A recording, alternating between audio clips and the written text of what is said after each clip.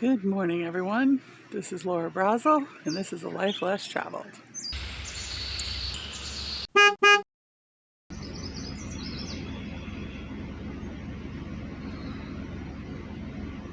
Kevin in Rollinsford, New Hampshire. He hangs out here and he eats lots of fish.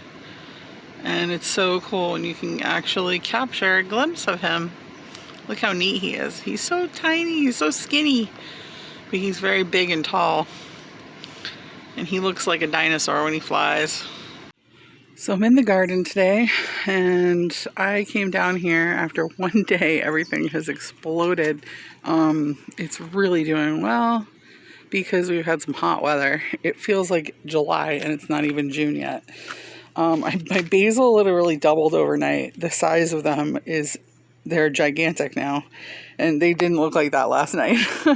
So we had some more rain. I just fed them some Miracle-Gro. I do like to use a little bit of Miracle-Gro. I go light on it, but it's a quickie way to get some nutrients into them. But I mean, I cannot get over this yield I'm already having. I already ate a radish because one radish was ready. It popped right out of the ground. My tomatoes are just blowing up. I mean, they're filling the whole planter. It's amazing. And the peppers have grown a whole bunch. I've got my onions. My green onions are huge. Look how big they are. And my lettuce and spinach. I mean, really, that spinach is big enough I could harvest some of it for baby spinach, but I just want to let everything grow a little bit more. I threw in some more spinach seeds just because everything's growing so well that I'm just going to keep it up, keep getting more and more. As I pick it, I'll plant some more seeds. And the rhubarb's doing great. I did move the sage because the rhubarb's kind of taken over and I want to give it a lot of room to grow. So I moved my sage plant.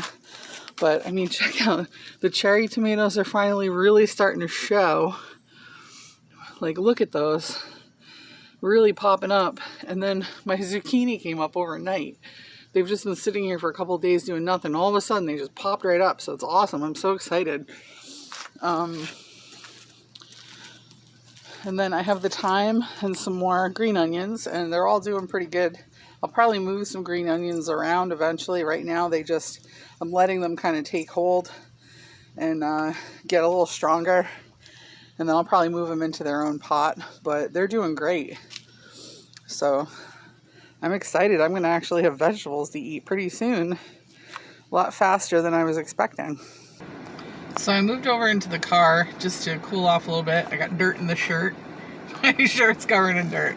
I was transplanting stuff and didn't realize as I was wiping my sweaty face that I had dirt on it. So yeah, I have planters, lovely potting soil on my shirt. But anyway, it's a Saturday morning. Who cares? I'm enjoying this gorgeous garden. I can't believe how well it's doing. I don't know, I wanted to talk a little bit about the world, what's going on. I went to Walmart last night and did a little food shopping and was a little terrified by what I was seeing on the shelves. And I noticed that cornstarch is out. What is that all about? So I guess part of these corn shortages is going to be things like that as well. I've been stocking up food for quite a while now. You know, I started several months ago, just kind of saving up canned goods and anything that I could. I listened to a few different channels. Like, I really like Appalachia's Homestead. Patera is very, very outspoken about this stuff. They have their own homestead, and if you get a chance, check her out, 'cause she's just really funny. But she's also very serious about what's going on in the world right now.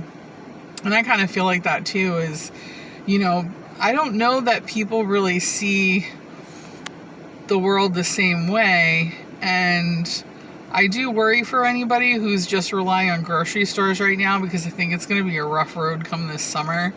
But we'll see how it goes. I mean, I always have faith in the American system that we figure it out somehow, and especially being out in the Northeast. We have a lot of farms around here, so I actually get my meat from a CSA, and then I kind of supplement at the grocery store here and there.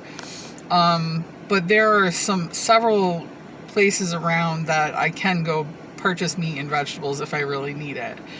Not everybody has that, so I do feel fortunate to be in that situation. I also have a niece who has a flock of chickens, and I get eggs from her every now and then, but I can drive around here and find eggs almost anywhere I go. And even in our mill building, we have somebody selling eggs because he raises his own chickens and he sells eggs, and they're only like $3 a dozen. It's really, right now, I'm paying more than that at the grocery store. I paid, I think, $3.49 for regular eggs at the grocery store the other day. I was like, wow, I might as well just go around and get them for $3 a dozen at the local places right now. I mean, we have a lot of options, and I'm hoping that things will get better. I don't know. I really have been trying to ignore the news as much as I can because it gets to be ridiculous, and I don't know who's telling the truth anymore. And so I kind of I'm trying to just rely on my own two eyes, what I see happening. I try and keep an eye on prices. But I know that we're going to have to cut back on gas. We're going to have to cut back on things. And we're going to have to be more frugal as we go along. So I think everybody's in the same boat. So I want to tell you that if you think about it, try and start putting some stuff away. You might want to pick up some flour, pick up some sugar, pick up a few things that you can just keep in a pantry.